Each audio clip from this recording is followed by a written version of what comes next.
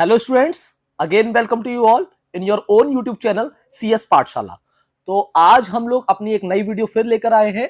Class 12 review of Python में नया part लेकर आए हैं, जिसके हम पहले 2 पार्ट आपकी प्लेलिस्ट में ऑलरेडी ऐड कर चुके हैं, अपलोड कर चुके हैं। उनको जाकर आप पिछली वीडियोस को देखकर अपने पुराने जो टॉपिक्स हैं उनको देख सकते हैं। आज हम लोग एक नया टॉपिक शुरू करने वाले हैं इसी चैप्टर का।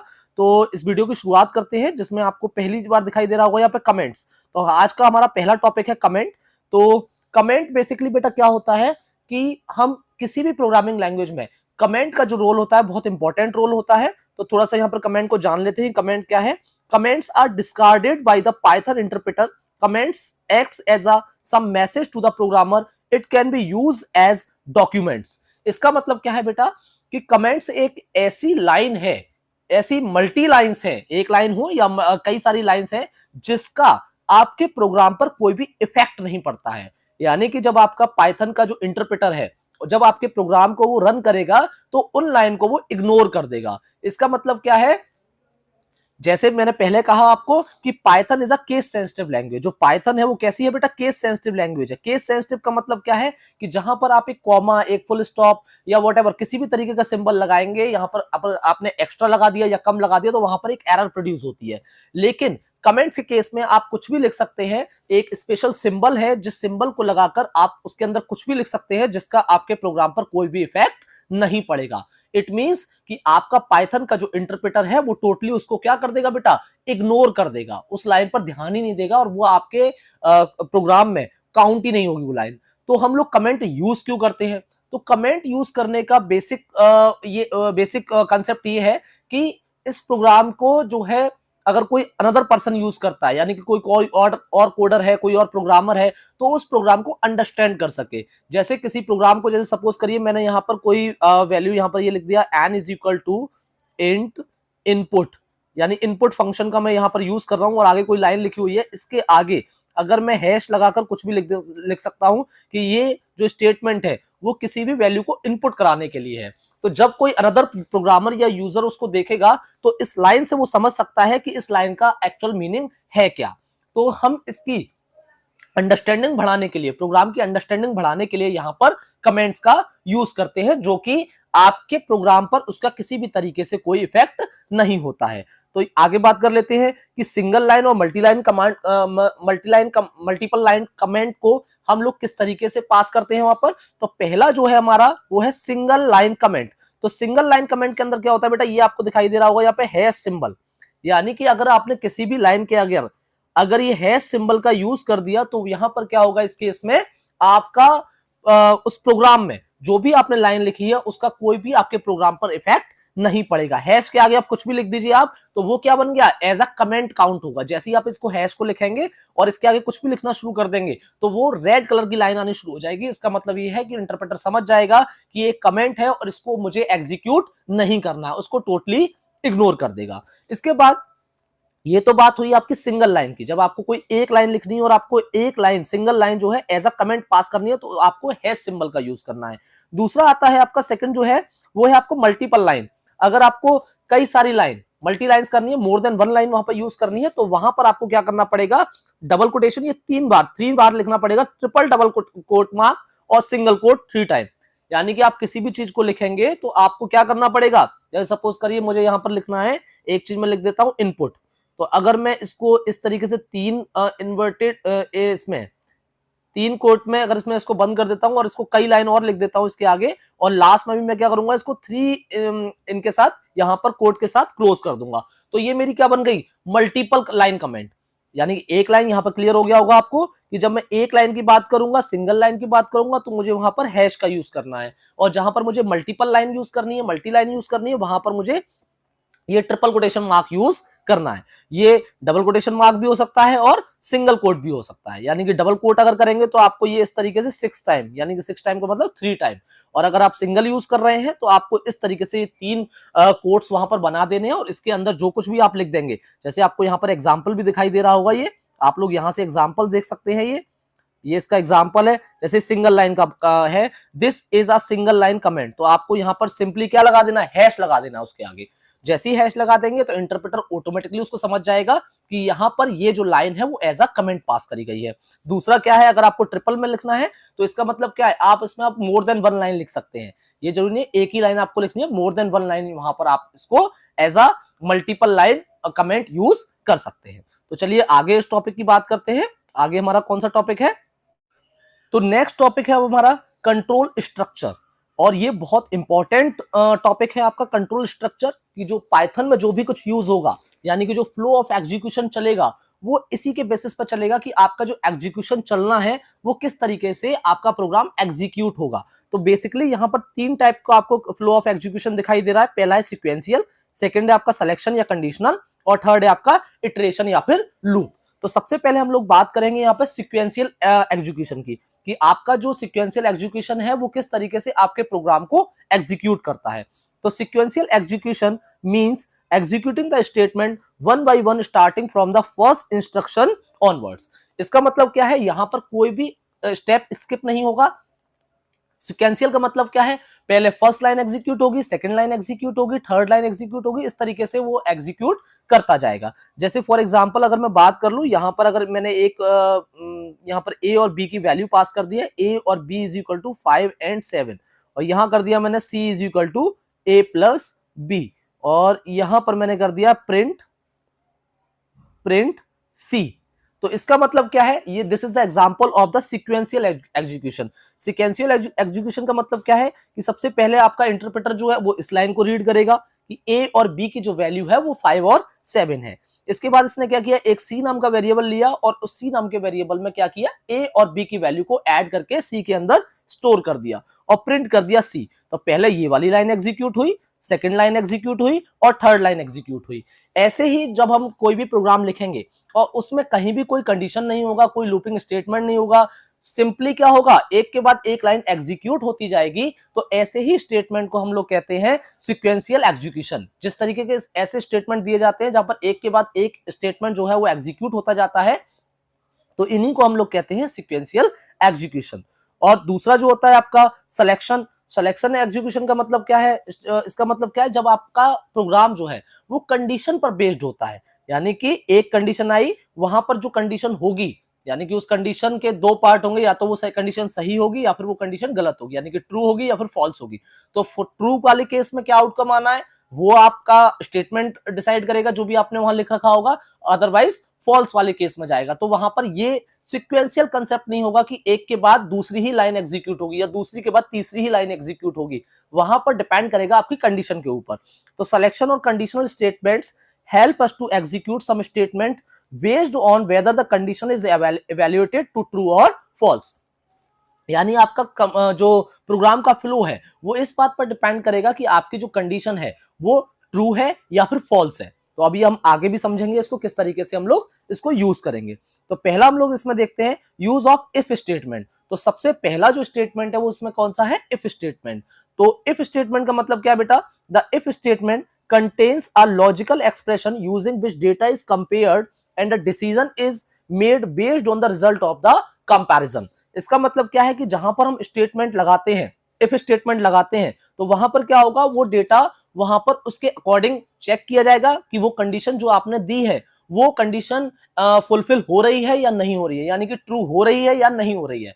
उसके बिहाफ पर आपका जो भी आगे का आउटपुट होना है, जो भी फ्लो ऑफ एग्जीक्यूशन होना है, वो किस पर डिपेंड होगा, सिर्फ और सिर्फ आपकी कंडीशन पर। तो ये इसका सिंटेक्स है कि इफ के आगे एक्सप्रेशन, एक्सप्रेशन का मतलब क्या है, यहाँ पे कंडीशन, जो भी आप कंडीशन देंगे, इसके बाद अगर ये कंडीशन ट्रू हुई तभी ये स्टेटमेंट जो लिखा हुआ है या स्टेटमेंट्स लिखे हुए हैं वो एग्जीक्यूट होंगे, अदरवाइज वो एग्जीक्यूट नहीं होंगे। ये डिपेंड करेगा सिर्फ और सिर्फ इस पर, आपकी कंडीशन पर। अगर कंडीशन ट्रू होगी तो ये वाला ब्लॉक जो है वो एग्जीक्यूट होगा, अदरवाइज वो एग्जीक्यूट नहीं होगा। और ये इसका जो ब्लॉक बनेगा वो किस पर डिपेंड करेगा, ये जो आपका कॉलन लगा हुआ है, ये कॉलन साइन जो लगा हुआ है, इसके आगे से क्या शुरू हो जाता है बेटा, इंडेंटेशन। तो इंडेंटेशन का मतलब क्या है, जैसे ये आपको इफ दिखाई दे रहा होगा यहाँ पर, और ये स्टेटमेंट जो लिखा हुआ है इसके बीच में एक गैप है, यानी कि एक टैब का गैप है, 4 स्पेसेस का गैप है। तो जहां से ये कॉलन साइन शुरू हो जाता है वहीं से क्या होता है, आपका इंडेंटेशन शुरू हो जाता है। इंडेंटेशन का मतलब क्या हो गया, अब जितने भी स्टेटमेंट इसके अंदर आएंगे 2, 3, 4, 5 या ओनली 1, तो वो किस पर डिपेंड होंगे, इस इफ कंडीशन पर डिपेंड होंगे। अगर इफ कंडीशन ये ट्रू हो रही होगी तो ये सारा का सारा ब्लॉक जो है वो एग्जीक्यूट होगा, अदरवाइज ये एग्जीक्यूट नहीं होगा। तो इसको भी आप थोड़ा सा ध्यान से समझें, क्योंकि सबसे ज्यादा बच्चे एरर इसी में करते हैं कि इंडेंटेशन को समझने में। तो इफ के बाद ये जो स्पेस दिखाई दे रहा है आपको, ये क्या है, ये इंडेंटेशन है। यानी कि ये वाला ग्रुप तभी काम करेगा अगर आपको इसके इससे बाहर आना है, तो आप यहां से लिखना शुरू करेंगे दोबारा से, जहां से इफ लिखा हुआ है वहीं से आप लिखना शुरू करेंगे, तो आप क्या होगा, उस इंडेंटेशन से बाहर आ जाएंगे, उस ग्रुप ऑफ कोड से बाहर आ जाएंगे। तो नेक्स्ट पढ़ते हैं हम लोग, if the Boolean expression evaluates to true then the block of statement inside the if statement is executed. जैसे मैंने अभी आपको बताया कि ये जितने भी स्टेटमेंट्स हैं जो इफ के अंदर दिए हुए हैं, यानी कि इफ के ब्लॉक के अंदर हैं, वो तभी आपके एग्जीक्यूट होंगे जब आपकी कंडीशन ट्रू होगी। अगर वो कंडीशन फॉल्स हो जाती है तो वो क्या करेगा, उस ग्रुप से एग्जिट कर जाएगा। तो आगे के प्रोग्राम्स में अभी इसको समझेंगे किस तरीके से काम करता है। एक बार इसको फ्लो चार्ट से समझ लेते हैं। तो flow chart represent the execution of if statement. तो यहां पर ये देखिए, सबसे पहले ये क्या है, एक कंडीशन दी हुई है, हर कंडीशन के दो आउटकम होंगे, या तो वो कंडीशन ट्रू होगी या फिर वो कंडीशन फॉल्स होगी। तो एक ये डायरेक्शन गया ट्रू का और एक डायरेक्शन गया ये फॉल्स का। तो यहां पर ट्रू वाले कंडीशन में क्या हो रहा है, अगर कंडीशन आपकी ट्रू हो रही है तो ये स्टेटमेंट्स को एग्जीक्यूट करना शुरू कर देगा, और उसके बाद उन स्टेटमेंट्स को कंप्लीट करने के बाद ये कहां चला जाएगा, इस इफ को एंड कर देगा। यानी कि जो कंडीशन दी हुई है इफ वाली, उसको एंड कर देगा, एंड इफ हो जाएगा। और फॉल्स वाले केस में क्या हो रहा है, ये आपको दिखाई दे रहा होगा, ये फॉल्स वाले केस में क्या हो रहा है कि अगर ये कंडीशन फॉल्स हो गई तो डायरेक्टली क्या हो जाएगा, इस इफ का एंड हो जाएगा, इन स्टेटमेंट पर नहीं जाएगा ये। तो आपको इस फ्लो चार्ट से समझ में आ रहा होगा कि अगर कंडीशन ट्रू होगी तभी ये स्टेटमेंट्स एग्जीक्यूट होंगे, अदरवाइज ये स्टेटमेंट एग्जीक्यूट नहीं होंगे। फॉल्स के केस में डायरेक्टली क्या हो जाएगा, इफ का यहां पर हम एंड कर देंगे। चलिए तो आगे बढ़ते हैं। यहां पर एक एग्जांपल दिया हुआ है आपको कि पाइथन इफ स्टेटमेंट। यहां पर क्या एग्जांपल दिया हुआ है, इसको जरा ध्यान से समझिएगा। a is equal to 3। अब यहां पे कंडीशन लगाई हुई है हमने, if a is greater than 2, कि अगर a की वैल्यू, हमने पहली बार में a की वैल्यू क्या असाइन कर दिया, 3 वैल्यू असाइन कर दी। अब कंडीशन दी है if a is greater than 2, यानी क्या a की वैल्यू 2 से ग्रेटर है, तब यहां पर इस केस में क्या प्रिंट हो जाए, प्रिंट a इज ग्रेटर, और प्रिंट क्या कर दे, डन। अब आपको ये दिखाई दे रहा होगा, ये दोनों जो स्टेटमेंट दिए हुए हैं ये इफ के स्टेटमेंट के अंदर है, यानी कि इफ के इंडेंटेशन में है, इफ के ब्लॉक में है। तो यहां से आपको साफ दिखाई दे रहा होगा कि a is greater than 2, print a is greater. तो यहां से आप लोग पता लगा सकते हैं कि a की वैल्यू जब 3 है और यहां पर क्या दिया हुआ है, if a is greater than 2, तो यानी कि a की वैल्यू क्या है, 3, और ये क्या है, 2, यानी 3 is greater then true, that's mean condition is true. ये कंडीशन कैसी हो गई, ट्रू हो गई। अब जब ये कंडीशन ट्रू हो गई तो डेफिनेटली ये वाले जो ब्लॉक है इसके अंदर जो दिया हुआ है ये क्या होगा, ये एग्जीक्यूट होगा। तो एग्जीक्यूट होगा तो यहां पर क्या लिखा हुआ है, प्रिंट a इज ग्रेटर। तो यहां पर a लिखा हुआ है। मैंने लास्ट क्लास में भी आपको बताया था कि जब भी आप किसी वेरिएबल के नेम को डायरेक्टली लिखते हैं, बिना सिंगल कोटेशन और बिना डबल कोटेशन मार्क के लिखते हैं, तो वहां पर क्या होता है, उस वेरिएबल की वैल्यू प्रिंट हो जाती है। तो यहां पर लिखा हुआ है a, और a की वैल्यू क्या दे रखी है आपने, 3, तो यहां पर क्या होगा, 3। अब यहां पर क्या लिखा हुआ है, ये डबल कोटेशन मार्क में लिखा हुआ है, ये आपको दिखाई दे रहा होगा, ये डबल कोटेशन मार्क में लिखा हुआ है। तब जब डबल कोटेशन मार्क में लिखा हुआ है तो इसका मतलब क्या है, a की वैल्यू 3 और इज ग्रेटर, तो ये एज इट इज प्रिंट हो जाएगा। तो यहां पर क्या प्रिंट होगा, a is greater.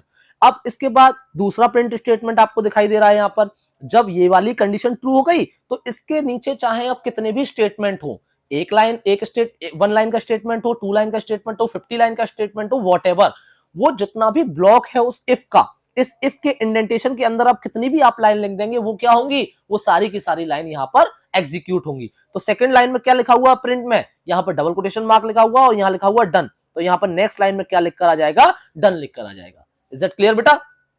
I hope आप लोगों को समझ में आ गया होगा। एक और देखते हैं, यहां पर ये क्या लिखा हुआ है, a is equal to -1, a is equal to -1, और यहां पर लिखा हुआ है a इज लेस देन 0, यानी कि कंडीशन क्या दी हुई है, -1 इज लेस देन 0।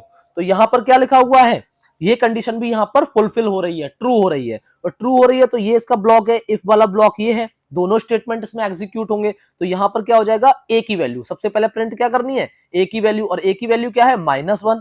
अब यहां पे क्या लिखा हुआ है, -1। अब यहां पर ये देखिए, ये वाला जो a लिखा हुआ है वो डबल कोटेशन मार्क में लिखा हुआ है, a is smaller, double quotation mark में ये पूरा एक स्ट्रिंग पास करी गई है, ए इज स्मॉलर, तो यहां पर क्या लिखा जाएगा -1 ए इज स्मॉलर, और इसके बाद प्रिंट क्या लिखा हुआ है दूसरी सेकंड लाइन में, फिनिश, तो यहां पर ये भी क्या प्रिंट हो जाएगा यहां पर फिनिश। तो इसका जो आउटपुट आएगा कुछ इस तरीके से आएगा -1 A is smaller and second line में यहां पर प्रिंट होकर आएगा फिनिश। तो आप लोगों को समझ में आ गया होगा कि अगर आपकी कंडीशन ट्रू होगी, अगर सपोज करिए मैं एक और एग्जांपल दे देता हूं, यहां पर अगर ये कंडीशन फॉल्स हो जाती, अगर यहां पर लिखा होता a इज इक्वल टू 3 और इसको अगर मैं कर दूं a is less than 2, a is less than 2, अब यहां पर कंडीशन किस तरीके से बनेगी, 3 इज लेस देन 2, तो ये क्या हो गई अभी कंडीशन, ये कंडीशन अभी फॉल्स हो गई। अब जब ये फॉल्स हो गई तो ये दोनों स्टेटमेंट में से कोई भी स्टेटमेंट प्रिंट नहीं होगा, यहां पर कोई भी आपका आउटपुट नहीं आएगा। तो ये this is the concept of the if statement, यानी कि आपका जो एग्जीक्यूशन है, पहले वाला जो एग्जांपल दिया मैंने उसमें क्या बताया कि आपकी हर लाइन एग्जीक्यूट होनी है क्योंकि सिक्वेंशियल है, वहां पर कोई कंडीशन नहीं है। लेकिन अब यहां पर इस एग्जांपल के थ्रू आप देख रहे होंगे कि यहां पर फर्स्ट लाइन एग्जीक्यूट हो गई, आपकी सेकंड लाइन एग्जीक्यूट हो गई, जैसे ही ये कंडीशन फॉल्स हुई, जैसे ही ये कंडीशन फॉल्स हुई 3 इज लेस देन 2 यानी a इज लेस देन 2, तो ये दोनों एग्जीक्यूट नहीं होंगी। तो इसी को कहते हैं हम कंडीशनल, यानी कि जो आपका एग्जीक्यूशन है वो आपकी कंडीशन के बेस पर चले, अगर कंडीशन ट्रू है तो वो आगे प्रोसीड करेगा, अदरवाइज नहीं करेगा। आई होप आप लोगों को समझ में आ गया होगा। अब देखिए यहां पर कई कंडीशन और दी हुई हैं, कई और सारे एग्जांपल्स हैं, a is equal to 10 if a is greater than 9, तो यहां पर भी इस तरीके से आउटपुट आ जाएगा। अब इसके बाद आते हैं इफ एल्स। अभी तक जो हम लोगों ने बात करी थी वो सिर्फ और सिर्फ इफ की बात करी थी कि यहां पर क्या हो रहा था, एक कंडीशन ट्रू हो रही थी, अगर वो कंडीशन ट्रू हो रही थी तो वो जितने भी स्टेटमेंट थे उस ब्लॉक के अंदर वो एग्जीक्यूट हो रहे थे। अगर अब यहां पर क्या होगा, यहां पर हम लोगों ने एक कंडीशन और लगाई इफ एल्स, यानी कि इसके साथ हमने एक चीज और जोड़ी इफ एल्स, इफ के साथ हमने एल्स और जोड़ दिया। तो इस एल्स का मतलब क्या है बेटा, यहां पर एक बार इसको पढ़ लेते हैं। An else statement can be combined with an if statement, an else statement contains the block of code false block that execute if the conditional expression in the if statement resolves to 0 or a false value।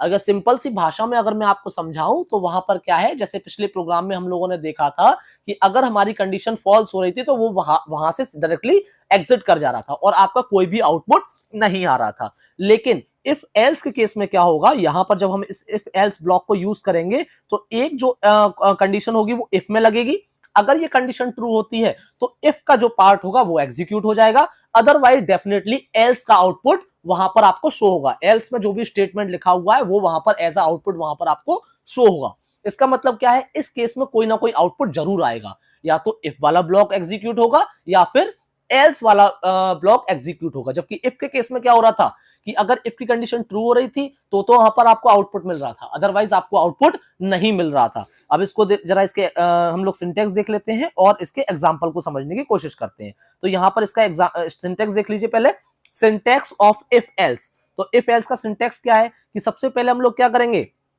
जो if में test करना यानी कि expression यानी कि condition, सबसे पहले हमें क्या देनी है, कंडीशन देनी है। और यहां पे क्या लिखा हुआ है, बॉडी ऑफ इफ, और ये क्या लिखा हुआ है, बॉडी ऑफ एल्स। तो इसके सिंटेक्स को आप जरा ध्यान से देख लीजिएगा कि ये जो आपको दिखाई दे रहा है ये क्या है, इफ स्टेटमेंट।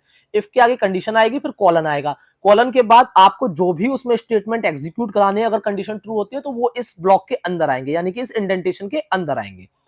अगर वो कंडीशन फॉल्स हो जाती है, कंडीशन ट्रू नहीं होती है, तो इस केस में उसका दूसरा पार्ट क्या है, एल्स पार्ट है। इसमें भी हम इंडेंटेशन का यूज करेंगे, कॉलन का यूज करेंगे, और उसके बाद ये जो इंडेंटेशन आपको दिखाई दे रहा है ये क्या है, इसका ब्लॉक है, यानी कि एल्स का ब्लॉक है। अगर कंडीशन फॉल्स होती है तो इसके अंदर अगर 10 स्टेटमेंट होंगे तो ये 10 के 10 स्टेटमेंट यहां पर एग्जीक्यूट होंगे। आई होप आप लोगों को समझ में आ गया होगा कि पिछले से इसमें क्या थोड़ा सा फर्क है कि इफ वाले केस में सिर्फ इफ आ रहा था, लेकिन इसमें क्या हो गया, एक एल्स का सेक्शन और बढ़ गया, जिसमें कि अगर कंडीशन फॉल्स होती है तो डेफिनेटली वो क्या होगा, एल्स वाला पार्ट वहां पर एग्जीक्यूट होगा। तो इसका एग्जांपल देख लेते हैं आगे। इसको थोड़ा सा आप पहले एक फ्लो चार्ट से समझ लीजिए, फिर इसके एग्जांपल की बात करते हैं। तो यहां पर आप देखिए ये किस तरीके से काम कर रहा है। सबसे पहले ये इफ की कंडीशन है, ये क्या है बेटा, ये इफ की कंडीशन है, जहां से आप कंडीशन को देख पा रहे हैं। तो इफ कंडीशन में सबसे पहले हम लोगों ने कंडीशन दे दी। अब कंडीशन के दो आउटकम्स होंगे, या तो वो कंडीशन ट्रू होगी या फिर वो कंडीशन फॉल्स होगी। तो यहां पर अगर ये कंडीशन ट्रू हो जाती है, ये कंडीशन ट्रू हो जाती है तो इस साइड चला जाइए, तो ये वाला ब्लॉक एग्जीक्यूट हो जाए, और अगर ये फॉल्स हो जाती है तो ये वाला ब्लॉक एग्जीक्यूट हो जाए। तो यहाँ पर दिखाई दे रहा होगा कि अगर ये ट्रू होती है तो ट्रू वाला स्टेटमेंट एग्जीक्यूट हो, और अगर ये फॉल्स होती है तो फॉल्स वाला एग्जीक्यूट हो। तो इसको अब एक एग्जांपल से समझ लेते हैं किस तरीके से ये काम कर रहा है। तो यहाँ पर आप देखिए ये एक एग्जांपल है, a is equal to int enter the number. तो सबसे पहले यहाँ पर क्या करा लिया गया है हमारे थ्रू, a नाम के वेरिएबल के अंदर एक इंटीजर टाइप की वैल्यू एंटर करवाई है गई है यूजर से। तो आप लोगों को ये पता होना चाहिए कि ये इंट का मतलब डेटा टाइप है। इंट क्या है, ये एक डेटा टाइप है इंटीजर टाइप का, और ये क्या है, ये एक इनपुट फंक्शन है जिसके थ्रू यूजर से कोई किसी भी वैल्यू को हम इनपुट करा सकते हैं। तो हमने जो वैल्यू इनपुट करवाई है वो इंटीजर टाइप की वैल्यू इनपुट कराई है, और किस वेरिएबल के अंदर कराई है, हमने a के अंदर वो वैल्यू इनपुट कराई है। अब यहां पर हमने कंडीशन लगाई, if a is greater then 5, अगर a की वैल्यू 5 से ग्रेटर होती है तो प्रिंट क्या हो जाए, वहां पर a इज ग्रेटर, क्या प्रिंट हो जाए, a इज ग्रेटर। एल्स क्या हो, print a is smaller then the input given, otherwise ये इनपुट हो जाए। अब सपोज करिए यूजर ने जो यहां पर दिया हुआ है उसके अकॉर्डिंग यूजर ने एंटर किया 2, यूजर ने एंटर किया 2, ये कोई भी वैल्यू एंटर कर सकता है यूजर।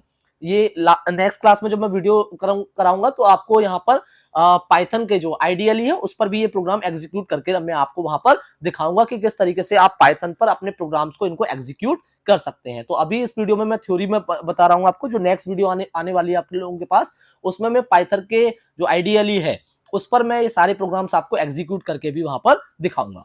तो यहाँ पर क्या है, 2 वैल्यू एंटर करी। अब यहाँ पर चेक किया गया, देखिए 2 इज ग्रेटर देन 5, क्या 2 जो है वो 5 से ग्रेटर है, तो इसकी दो चीजें होंगी, या तो ये कंडीशन ट्रू होगी या फिर ये कंडीशन फॉल्स होगी। तो यहां पर क्या हुआ, ये कंडीशन फॉल्स हो गई, ये कंडीशन फॉल्स हो गई क्योंकि 2 5 से बड़ा नहीं होता है। तो अब जब ये कंडीशन फॉल्स हो गई तो यानी कि ये तो ट्रू नहीं हो, तो ये वाला तो एग्जीक्यूट नहीं होगा, ये पार्ट तो एग्जीक्यूट नहीं होगा। मैंने अभी आपको क्या बताया, जब इफ वाली कंडीशन ट्रू नहीं होगी तो वो स्टेटमेंट एग्जीक्यूट नहीं होगा, तो डेफिनेटली क्या होगा, एल्स वाला। अगर ये कंडीशन ट्रू नहीं हो रही है तो डायरेक्टली ये कहां चला जाएगा, एल्स के पार्ट पर चला जाएगा, और एल्स के पार्ट में जो भी स्टेटमेंट आपको मिलेगा, इसको जो भी स्टेटमेंट मिलेगा, यहां पर ये स्टेटमेंट इसको फिलहाल मिला हुआ है, print a is smaller than input than the input given, कि जो भी इनपुट दिया हुआ है उससे a स्मॉलर है। तो यहां पर क्या होगा, ये एज इट इज इस लाइन को प्रिंट कर देगा कि a is smaller then the input given. Is it clear all of you? यहां पर आप लोगों को समझ में आ गया होगा किस तरीके से इफ और एल्स वाले पार्ट में यहां पर हो रहा है। मैं एक एग्जांपल और दे देता हूं यहां पर, जैसे सपोज करिए कि आपको पता लगाना है कि आपने जो नंबर इनपुट किया है वो इवन है या फिर ऑड है। तो इसके लिए हम लोग क्या कर सकते हैं, एक प्रोग्राम लिख सकते हैं।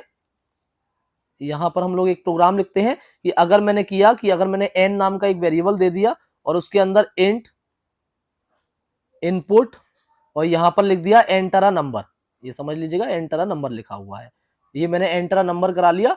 इसके बाद क्या होगा, अब मैंने एक कंडीशन दी, मैंने लगाया if n mod 2 is equal to 0, कि अगर n की जो वैल्यू है, यूजर जो वैल्यू एंटर करेगा वो 2 से डिवाइड हो जाती है। मैंने आपको इस वाले ऑपरेटर का यूज पहले ही बता चुका हूं पिछली वीडियोस में कि ये मॉडुलस ऑपरेटर होता है और ये हमेशा आपको रिमाइंडर देता है। तो इवन ऑड का अगर मैं प्रोग्राम बना रहा हूं तो यहां पर इसका मतलब क्या है कि अगर वो नंबर, कोई भी नंबर जो यूजर ने इनपुट करा है वो 2 से डिवाइड चला जाता है उसका पूरा, तो वो नंबर सारे कौन से होते हैं, वो इवन नंबर होते हैं। अदरवाइज अगर 2 का डिवाइड नहीं जाएगा तो डेफिनेटली वो नंबर क्या होगा, वो ऑड होगा। तो मैंने यही कंडीशन यहां पर लगा दी। इस ऑपरेटर को भी आप लोग समझ रहे होंगे, ये इक्वल ऑपरेटर है, कि यानी कि इस कैलकुलेशन को करने के बाद n का 2 का डिवाइड n में देने के बाद अगर उसका रिमाइंडर 0 आता है तो क्या हो जाए, ये यहां पर मैंने कॉलन लगा चुका हूं। कॉलन लगाने के बाद मैंने यहां पर इंडेंटेशन दिया और यहां पर प्रिंट कर दिया नंबर इज इवन। मैं यहां पर थोड़ा रफली लिख दे रहा हूं, इसको समझ लीजिएगा, number is even. Number is even का मतलब क्या है कि अगर ये वाली कंडीशन ट्रू हो जाती है तो यहां पर ये क्या हो जाए, ये वाला ब्लॉक एग्जीक्यूट हो जाए। अब यहां पर मैं क्या कर दूंगा, एल्स, यहां पर एल्स का पार्ट आ जाएगा और यहां पर मैं एल्स वाले पार्ट में लिख दूंगा प्रिंट नंबर इज, इसको समझ लीजिएगा, नंबर इज ऑड। यहां पर मैंने प्रिंट वाले में लिख दिया है नंबर इज ऑड। इसका मतलब क्या है कि अगर यूजर ने सपोज करिए 4 एंटर किया, अगर 4 एंटर किया तो 4 mod 2 इज इक्वल टू क्या आ जाएगा, 0। अगर मैं 4 में 2 का डिवाइड दूंगा तो रिमाइंडर क्या बचकर आएगा, 0। तो यानी कि ये कंडीशन क्या हो गई, ट्रू। तो कंडीशन ट्रू हो गई तो यहां पर ये वाला ब्लॉक जो है ये क्या हो जाएगा, डायरेक्टली एग्जीक्यूट हो जाएगा, यहां पर प्रिंट होकर आ जाएगा नंबर इज इवन।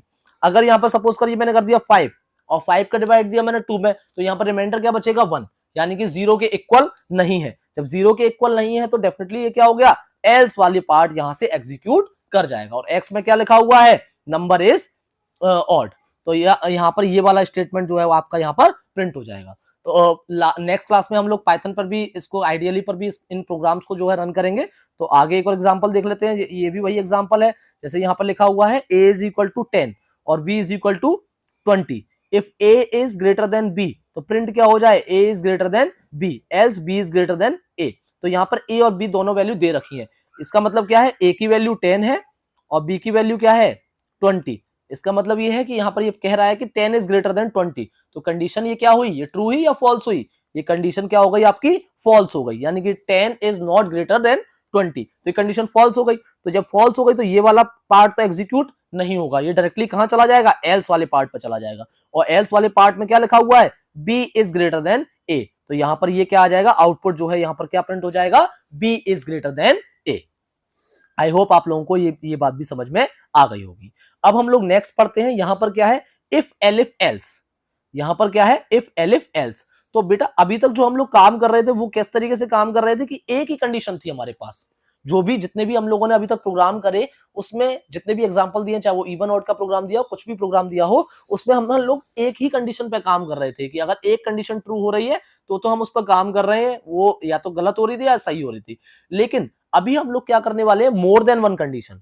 जब हम मल्टीपल कंडीशंस को चेक करेंगे तो वहां पर जो स्टेटमेंट यूज किया जाता है बेटा वो किया जाता है इफ एलिफ एल्स। अभी तक हम लोग पढ़ चुके थे, इफ पढ़ चुके थे, एल्स पढ़ चुके थे, और अब जो हम पढ़ने वाले हैं वो क्या है, इफ एलिफ एल्स। तो मैं आपको पहले ही बता चुका हूं कि यहां पर हम लोग क्या करते हैं, मल्टीपल कंडीशंस को चेक करते हैं और जिसमें से जो कंडीशन चेक हो जाती है, ट्रू हो जाती है, उसी को वो क्या कर देता है, एग्जीक्यूट कर देता है। अभी हम लोग एग्जांपल के थ्रू भी इसको समझ लेते हैं। तो पहले थोड़ा सा इसे पढ़ लेते हैं। The elif statement allows us to check multiple expressions for true and execute a block of code as soon as one of the condition evaluates to true. Similar to the else, the elif statement is optional. However, unlike else, for which there can be at most one statement, there can be an arbitrary number of elif statements following an if. इसका मतलब simple भाषा में अगर मैं आपको समझाऊं तो यहां पर क्या है, यहां पर इसका मतलब यह है कि यहां पर कई कंडीशंस होंगी, मल्टीपल एक्सप्रेशंस, और जो भी कंडीशन ट्रू हो जाएगी उसी वाले ब्लॉक को वो क्या कर देगा, एग्जीक्यूट कर देगा। अगर इसमें लास्ट में क्या होगा, एक एल्स पार्ट होगा, इसमें क्या होगा, लास्ट में एक एल्स पार्ट होगा। अगर कोई भी कंडीशन वहां पर ट्रू नहीं होती है तो बाय डिफॉल्ट क्या हो जाएगा, एल्स वाला पार्ट वहां पे एग्जीक्यूट हो जाएगा, जैसे हम इफ और एल्स वाले केस में कर रहे थे। कंडीशन ट्रू नहीं हो रही थी तो वो बाय डिफॉल्ट कहां जा रही थी, वो एल्स के केस में चली जा रही थी। इसी तरीके से यहां पर अगर एलिफ की कोई सी भी कंडीशन ट्रू नहीं होगी तो वो बाय डिफॉल्ट कहां चली जाएगी, एल्स वाले पार्ट में चली जाएगी। तो इसको थोड़ा समझ लेते हैं। इसका सबसे पहले सिंटैक्स देख लेते हैं और सिंटैक्स को देखने के बाद हम लोग इसका फ्लो चार्ट भी देख लेते हैं, समझ लेते हैं। तो सबसे पहले इसके सिंटैक्स की अगर बात कर लें तो आपको यहां दिखाई दे रहा होगा इफ टेक्स्ट एक्सप्रेशन यानी कि कंडीशन, और यहां पर बॉडी ऑफ इफ यानी कि इसकी बॉडी ऑफ इफ आ जाएगी, जो भी इसके स्टेटमेंट होंगे वो यहां आ जाएंगे। इसके बाद यहां पर जो हम यूज करेंगे वो आप एलिफ यूज करेंगे। पहले वाले केस में हम क्या कर रहे थे, एल्स यूज कर रहे थे, अभी इस केस में क्या करेंगे, हम एलिफ यूज करेंगे। इसका मतलब क्या है, ये पहली वाली कंडीशन हो गई और ये सेकंड कंडीशन हो गई। और ये मतलब नहीं है केवल दो ही कंडीशन है, इसके आगे मैं 4 कंडीशन और दे सकता हूँ, 5 कंडीशन और दे सकता हूँ, 10 कंडीशन और दे सकता हूँ। ये हमारा डिपेंड करेगा हमारे प्रोग्राम की नीड क्या है। तो जितनी भी नंबर ऑफ कंडीशंस देनी है वो हम किस में रखेंगे, एलिफ वाले पोर्शन में रखेंगे। और इसके बाद में सबसे लास्ट में हम लोग क्या रखेंगे, एल्स पार्ट रखेंगे। अगर इनमें से कोई सी भी कंडीशन, अगर ये दोनों कंडीशन, इस सिंटैक्स की बात करूं तो दोनों कंडीशन अगर ट्रू नहीं होती हैं तो वो कहां चला जाएगा, डायरेक्टली एल्स वाले पार्ट में चला जाएगा। तो यहां पर हम लोग बात कर लेते हैं अब example of if elif else, यानी कि इफ एलिफ एल्स के एक एग्जांपल की बात कर लेते हैं, जहां पर 3 आपको वेरिएबल दिखाई दे रहे होंगे, ए बी एंड सी। ये क्या कराए गए हैं, यूजर से इनको इनपुट करवाना है। किस टाइप की वैल्यू, इंटीजर टाइप की वैल्यू यहां पर एंटर करानी है, ए के अंदर, बी के अंदर और सी के अंदर। अब यहां पर एक आप कंडीशन देख रहे होंगे, यहां पर कंडीशन दी हुई है if A is greater than B, if A is greater than B. और यहां पर एलिफ यानी कि दूसरी कंडीशन है, सेकंड कंडीशन है, यहां पर लिखा हुआ है बी इज ग्रेटर देन सी। अगर ए इज ग्रेटर देन बी हो तो यहां पर ये वाला ब्लॉक एग्जीक्यूट हो जाए जिसके अंदर लिखा हुआ है ए इज ग्रेटर। अगर ये कंडीशन ट्रू नहीं होती है, ये कंडीशन ट्रू होती है, तो यहां पर क्या लिखा आ जाए, ये वाला स्टेटमेंट एग्जीक्यूट हो जाए, यहां पर लिखा हुआ है बी इज ग्रेटर। अगर इन दोनों में से कोई सी भी कंडीशन ट्रू ना हो तब ये कहां पर जाए, एल्स वाले पार्ट पर चला जाए और यहां पर क्या प्रिंट हो जाए, सी इज ग्रेटर। तो इसको थोड़ा सा समझते हैं कैसे ये प्रोग्राम एग्जीक्यूट हुआ है। सपोज करिए यहां पर ये एंटर नंबर करे गए हैं, ये एंटर 5 2 और 9, 5 2 एंड 9, ये तीन वैल्यू एंटर करा दी गई हैं, ए की वैल्यू, बी की वैल्यू और सी की वैल्यू। ये ए की वैल्यू है, ये बी की वैल्यू है और ये सी की वैल्यू है। अब देखिए यहां पर इस प्रोग्राम के अकॉर्डिंग अगर हम चलते हैं तो यहां पर ए इज ग्रेटर देन बी, यानी 5 इज ग्रेटर देन 2। जब इस कंडीशन को हमने चेक किया, ये देखा हम लोगों ने कि यहां पर क्या हुआ, ए इज ग्रेटर देन बी, यानी 5 इज ग्रेटर देन 2। तो कंडीशन यहां पर क्या हो गई, कंडीशन यहां पर ट्रू हो गई। तो कंडीशन ट्रू हो गई तो ये क्या हो गया, ए इज ग्रेटर। यहां पर क्या प्रिंट हो जाएगा इस केस में, ये देखिए यहां पर आपको दिखाई दे रहा होगा, यहां पर प्रिंट हो गया ए इज ग्रेटर, क्योंकि ये कंडीशन यहीं पर ट्रू हो गई। तो यहां से ये क्या होगा, ये ए इज ग्रेटर को यहां पर प्रिंट करा देगा। इसी तरीके से आपको कई सारी अपने प्रोग्राम में कई सारी कंडीशंस अगर चेक करनी हो तो आप उसके लिए क्या यूज करेंगे, इफ एलिफ। और अगर दोनों कंडीशन में से अगर ये कंडीशन ट्रू नहीं होगी तो डेफिनेटली ये क्या होगा, ये एल्स वाला पार्ट यहां से क्या हो जाएगा बेटा, ये एल्स वाला पार्ट यहां से एग्जीक्यूट हो जाएगा। तो यही आपका कंसेप्ट होता है if elif else. I hope आप लोगों को समझ में आ गया होगा कि इफ के अंदर सिर्फ एक कंडीशन होती है, इफ एल्स के अंदर भी एक कंडीशन होती है, लेकिन वहां पर क्या होता है, एल्स वाला अगर कंडीशन फॉल्स हो गई तो एल्स वाला पार्ट एग्जीक्यूट हो जाएगा। इसी तरीके से इफ एलिफ एल्स के अंदर क्या है, यहां आपको दिखाई दे रहा होगा, इफ एलिफ एल्स के अंदर क्या है कि मोर देन वन कंडीशन होती है, यानी एक से ज्यादा कंडीशन है। जो भी कंडीशन ट्रू होगी वही वाला स्टेटमेंट, वो ब्लॉक उस इफ का या एलिफ का जो ब्लॉक होगा वो एग्जीक्यूट होगा। और कोई भी कंडीशन ट्रू नहीं होगी तो बाय डिफॉल्ट कहां चला जाएगा, एल्स वाले पार्ट पर वो चला जाएगा। तो ये था आपका अभी तक कई और एग्जाम्पल दिए हुए हैं यहाँ पर। तो इसके अकॉर्डिंग हम लोग क्या कर सकते हैं, इफ एलिफ एल्स को यूज कर सकते हैं। तो इसके बाद अब आपका जो नेक्स्ट टॉपिक है वो है इटरेशन और रिपीटेशन, यानी लूपिंग। तो लूपिंग क्या होता है, लूपिंग बेसिकली क्या होता है बेटा, किसी भी चीज को रिपीट करते रहना, है ना। तो थोड़ा सा लूप को यहाँ समझ लेते हैं। A loop statement allows us to execute a statement or group of statements multiple times as long as the condition is true. यानी कि जो आपका लूप है, लूप क्या काम करता है कि जब हम लोगों ने एक बार उसको एग्जीक्यूट कर दिया तो जब तक वो कंडीशन ट्रू मिलती रहेगी तब तक हमारा क्या होता रहेगा, वो ब्लॉक ऑफ स्टेटमेंट एग्जीक्यूट होता रहेगा। तो बेसिकली हमको जो लूप्स पढ़ने हैं पाइथन के अंदर, वो व्हाइल लूप, फॉर लूप और नेस्टेड लूप। तो आज की वीडियो में सिर्फ इतना ही। नेक्स्ट वीडियो में हम लोग व्हाइल लूप, फॉर लूप और नेस्टेड लूप को डिस्कस करेंगे और उनके कुछ प्रोग्राम भी देखेंगे किस तरीके से पाइथन के अंदर लूप वर्क करता है। तो नेक्स्ट वीडियो में हम लोग लूप के कंसेप्ट के साथ आपके साथ मिलेंगे। Thank you.